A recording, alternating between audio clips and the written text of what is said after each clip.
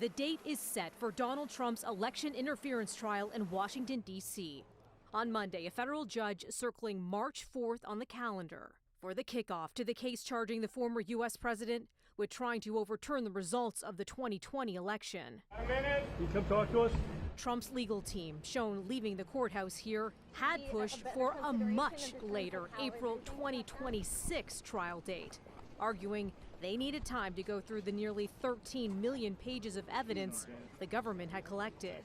While special counsel Jack Smith's prosecution team had requested to start time in early January 2024. Trump, who has denied wrongdoing in all of the legal dramas he's starring in, is now facing a jam-packed schedule in courtrooms and on the campaign trail as he tries to clinch the Republican presidential nomination. If the schedule holds, his D.C. trial is coming one day before Super Tuesday, when more than a dozen U.S. states will hold their nominating contests. And that federal case in Washington is just one of 4 criminal prosecutions Trump is facing.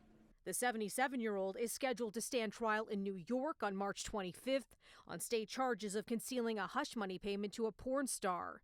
A third trial is scheduled for May 20th on federal charges in Florida, alleging that Trump illegally retained classified records after leaving the White House. A trial date for the 4th criminal case in Georgia has not yet been set. There is an update, though, involving that case, also stemming from his efforts to overturn his 2020 defeat. Court documents now show Trump and 18 co-defendants will be arraigned in Fulton County on September 6th, when the former president is expected to plead not guilty. Not clear if that'll happen in person.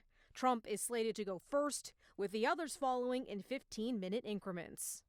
Now, one of his 18 co-defendants, his former White House Chief of Staff, Mark Meadows, who is looking to have his case moved to a federal trial. He testified, by the way, for hours on Monday. Now, as we wait for a ruling there, any decision by a judge in that case could possibly apply to all 19 defendants. Melissa Duggan, City News.